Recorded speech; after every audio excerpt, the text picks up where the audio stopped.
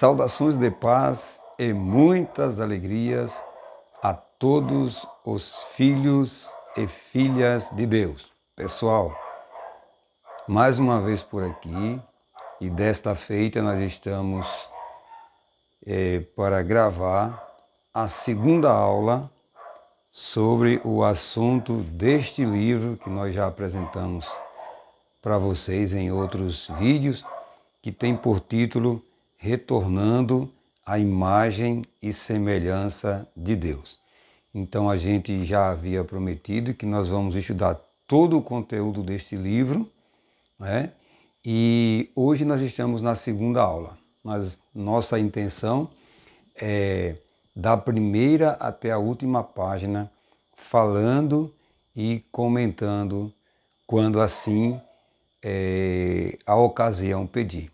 Eu gostaria de iniciar antes de iniciar esta aula, aliás, de fazer uma reflexão. Existem muitas pessoas, inclusive as cristãs e religiosas, que se preocupam muito com a vida após morte.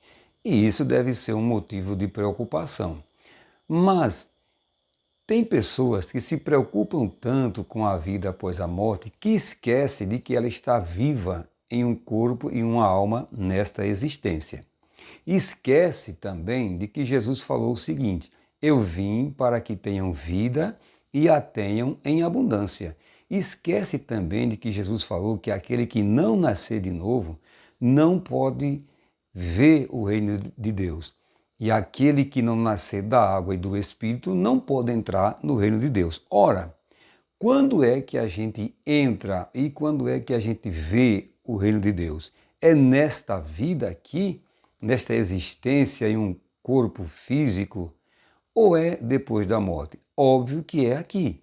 Então, eu quero começar hoje com a seguinte reflexão: se preocupe com a vida no porvir, até porque a Bíblia diz que se a gente esperar em Cristo só nesta vida somos os mais miseráveis do que todos os homens, mas se preocupe também em como você vai viver aqui enquanto essa definição não acontece, ou seja, enquanto a gente não vai para outra dimensão. Jesus falou que veio para que a gente tenha a vida e vida em abundância. Isso quer dizer que Ele planejou para nós aqui nessa existência um estilo de vida acima da média, um estilo de vida no sentido mais elevado, uma vida fora do comum, uma vida extraordinária. Então, é da vontade de Deus que a gente tenha esta vida extraordinária aqui. E este livro, o qual vocês estão estudando juntamente comigo, ele trata exatamente disso. Ele trata em transmitir para vocês, ele trata em desvendar para vocês como será possível viver esta vida abundante aqui na Terra, enquanto a gente aguarda a definição, a passagem para outra vida, para a eternidade com Deus. Então é importante saber que a vida abundante começa aqui, que a entrada no reino se dá por aqui, para poder ela continuar em outra dimensão. Hoje nós vamos para a segunda aula, e esta segunda aula eu quero começar com o seguinte: para isso se faz necessário que você e eu aceite, né? Primeira coisa que você tem que fazer para viver essa vida extraordinária é aceitar. A segunda coisa que você tem que fazer é permitir, né? É dar a Deus e a Jesus o seu aval. Eu terminei quando dizia, citando um versículo da Bíblia, do Apocalipse, que diz: eis que estou à porta e bato, e se alguém ouvir a minha voz, entrarei. O versículo termina dizendo: entrarei em sua casa, cearei com ele e ele comigo. Então você precisa se permitir, você precisa aceitar, você precisa dar o aval para que Deus possa revelar e manifestar essa vida abundante pela qual Jesus veio para tornar ela possível. Mas tudo da parte de Deus tem que ser compreendido. Tudo da parte de Deus tem que ser descoberto, revelado, buscado. E a pessoa tem que querer viver isso. A pessoa tem que se esforçar para que isso aconteça. A pessoa tem que tomar uma atitude, a pessoa tem que ir em direção a isso. Então, tudo de Deus está disponível. Entretanto, alguns podem aproveitar e outros não. As bênçãos de Deus é para todos, mas infelizmente nem todos. Inclusive aqueles que vivem dentro da religião, dentro das denominadas igrejas, sabem disso, aproveitam isso, vivem isso na íntegra. Haja vista que muitas pessoas que são denominadas evangélicas, crentes, religiosas, vivem uma vida, na maioria das vezes, mais atribulada até do que mesmo a pessoa que nem tem conhecimento de Deus e não expressa nenhuma religiosidade. Nota, pois como já se diz que para uma grande caminhada é necessário se dar o primeiro passo. Esperamos com esta obra cooperar de forma positiva para o desenvolvimento intelectual e espiritual rumo ao despertar de alguns. Uma das coisas, uma das preocupações primárias e essenciais desta obra é despertar as pessoas. Assim como eu fui desperto, assim como eu ativei a minha consciência, fruto da minha busca, fruto do meu empenho em querer uma vida melhor, em querer viver de fato essa vida abundante, nós esperamos com esta obra também despertar algumas pessoas para que elas possam viver isso.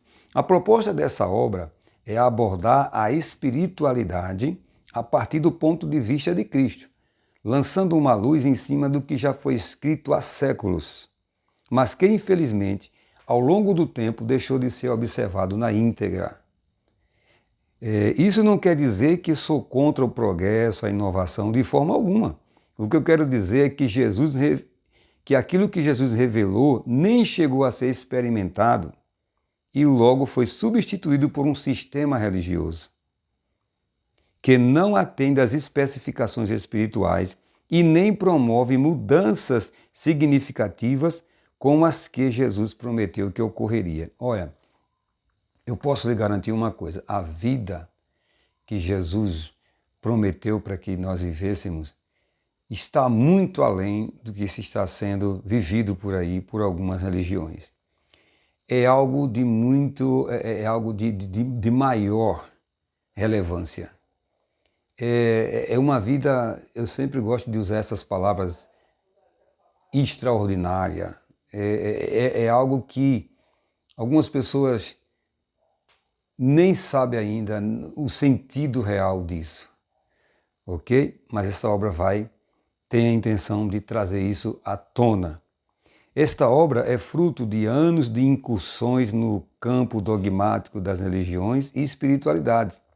Buscamos uma resposta salutar para o progresso da alma, fornecendo subsídios para o bem-estar constante, mesmo ainda em meio às imperfeições dos seres que habitam esse planeta.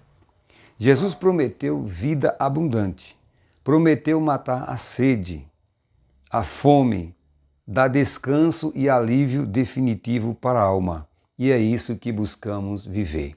E é isso, meu irmão, minha irmã, meu amigo, minha amiga, que eu aconselho você. Não se contente com pouco. Não se contente com mediocridade. Deus na pessoa de Jesus não investiu tanto para que você tivesse uma vida normal, comum, sem sentido, medíocre. Não. Ele investiu para que você tivesse uma vida além do comum, uma vida acima da média. Olha aqui, vale a pena repetir, ele prometeu matar a sede, definitivamente, a fome, dar descanso e alívio para a alma. Como eu já disse, algumas pessoas, elas têm estigmas de sofrimento. Elas têm uma ideologia de que o cristão, de que o crente nasceu para sofrer, foi chamado para sofrer. Mas se você observar profundamente a Bíblia e aquilo que Jesus quer dizer e o que ele revelou, não tem nada a ver com sofrimento perpétuo, perene, contínuo, nada disso. E nós vamos desvendar. Se você ficar comigo até o final, você vai ver que de fato Jesus tinha razão, a Bíblia tinha razão, só que você estava vendo pelos olhos de outras pessoas. Você estava ouvindo com ouvidos emprestados. Você estava raciocinando por mente de outras pessoas. Mas agora chegou a sua vez da liberdade em Cristo para que você possa viver essa vida abundante que você vai entender até, espero que antes que a gente termine esse livro você já tenha entendido isso. Pois o que observamos ao longo de décadas de convivência com pessoas que se dizem religiosas é que são pessoas sobrecarregadas, aquilo que eu já falei, até mesmo mais do que as que não professam nenhum credo religioso. É como se as promessas reveladas por Cristo não funcionassem para elas. Infelizmente, para algumas pessoas não funcionam mesmo. Para alguns cristãos não funcionam mesmo. Por isso entendemos que há algo de errado e descobri que isso foi fruto de mau entendimento do que foi dito pelo Mestre. Por isso esperamos ajudar você no caminho de ser o que Deus idealizou para todo ser humano, por meio de Cristo. Vamos juntos conhecer e viver esse poderoso e maravilhoso processo. Desmistificando o equívoco filosófico e religioso. Vamos ver que equívoco é esse aqui. Algumas culturas, especialmente a grega, tentaram humanizar a Deus e os deuses, a ponto de o confundir com a natureza do próprio ser humano.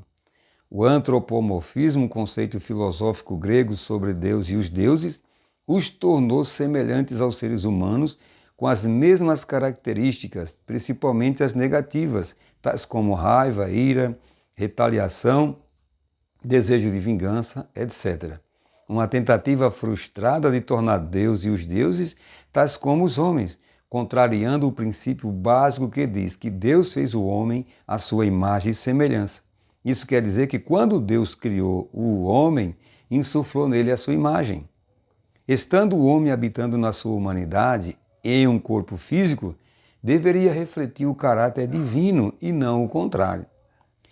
Querem dizer que Deus age como um ser humano, ou que sua natureza é humana também. O homem é que tem que se tornar como Deus, pois foi feito para ser a imagem e semelhança dele. Mas Deus não pode ser como o homem. Deus é espírito e sua natureza oposta à do ser humano carnal. Preste atenção e tente entender por que eu fiz esta leitura. Para dizer o seguinte, o homem é que tem que se tornar como Deus. Esta é a proposta original. O homem é que tem que se tornar como Deus, e não o contrário, como diz o antropomorfismo, pois foi feito para ser a imagem e semelhança dele. Eu gostaria de parar este vídeo com esta reflexão. Preste atenção nesta reflexão. O homem, eu e você, é que tem que se tornar como Deus. Pois nós somos feitos para expressar, para ser a imagem e semelhança dele. Nós temos que viver a vida de Deus. Nós temos que ser um imitador de Cristo. Nós temos que procurar expressar a essência de Deus. Por isso, Ele nos deu do seu Espírito. E o que nós devemos expressar aqui nesta terra é esta imagem que o Espírito passa para nós. Este livro tem esta função, também esta função. E espero que você esteja entendendo. Nós precisamos urgentemente nos tornar como Deus. Como assim? Procurar se expressar, procurar viver como Deus viveria em um corpo? Como é que eu sei dessas coisas? Porque Deus se humanizou na pessoa de Cristo para viver a vida dele no meio dos humanos. E a mesma coisa deveria estar acontecendo com a gente. Deus está em nós para que nós venhamos expressar a sua natureza. Não é tão difícil de entender. Para algumas pessoas é difícil e praticamente impossível, mas para você que está me ouvindo, que já abriu o seu coração, esta é a nossa missão, deve ser a nossa missão principal. Eu devo me expressar aqui na terra, eu devo expressar aqui na terra aquilo que Deus é. Eu devo expressar aqui na terra a essência daquilo que Deus é e que está em mim. Deus quer se expressar nesta terra por meu intermédio e pelo seu intermédio. Foi assim com Jesus, foi assim que aconteceu quando Deus ele se humaniza em Jesus. A Bíblia diz que ele é a expressa imagem de Deus, ou seja, ele expressava para o mundo aquilo que Deus é. E este legado, ele recai sobre nós temos esta herança. Porque o Paulo disse, sede meus imitadores, assim como eu sou de Cristo. Então, a vida que nós devemos levar aqui deve ser uma vida de acordo e expressando aquilo que Deus é. Reagindo e reagindo de acordo com a essência de Deus. Como Jesus fez isso a vida inteira e o tempo todo. E nós só poderemos experimentar esta vida abundante quando a gente entender isso e quando a gente começar a expressar isso. Como o próprio apóstolo Paulo fala, eu posso até estar sendo repetitivo, mas serei repetitivo. Serei repetitivo até que as pessoas possam entender. Ele disse o quê? Não vivo mais eu, mas Cristo vive em mim. Não vivo mais eu, mas Cristo vive em mim. A própria Bíblia diz o quê? Através do apóstolo João, filhinhos, por quem mais uma vez sinto as dores de parto, até que Cristo seja formado em vós. Uma dor de parto é uma dor muito intensa, é uma dor muito profunda. E o apóstolo tem esta intensidade e esta profundidade, este desejo profundo de ver Cristo formado em cada pessoa. Este é o segredo, este é a maravilha, este é o plano, esta é a ideia. É que Cristo seja formado em nós e que a gente expresse aquilo que Ele é, aquilo que Ele expressou de Deus, tendo Deus como referência. Então, espero que você abra os seus olhos. Tem uma vida extraordinária para ser vivida, tem uma vida abundante para ser vivida, uma vida de gozo constante, uma vida de gozo perene em meio às tribulações dessa vida. Tem uma vida sem sofrimento prometida para nós, tem uma vida leve prometida para nós, tem uma vida extraordinária, uma vida acima da média, tem uma vida divina para ser vivida. Mas abra o seu coração, abra a sua mente e entenda o propósito do Evangelho e entenda o propósito de Cristo ter vindo a este mundo e Ele mesmo, Ele próprio, ter corporificado a Deus, ou Deus está corporificado nele, para Ele mostrar para o mundo quem Deus é de fato, expressando-se em palavras, em ações, em reações, interagindo com os outros seres humanos, sempre demonstrando, sempre vindo a partir de Deus por meio dele, e nunca da vontade propriamente e humanamente falando dele. Então esta é a vida, este é o propósito. Deixe que Cristo seja formado em você.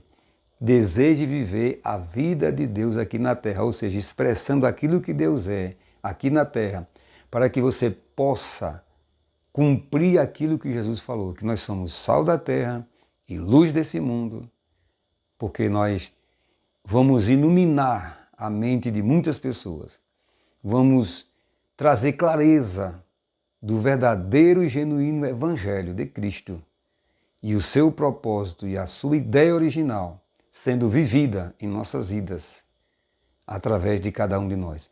Deus assim te abençoe e até a nossa próxima aula.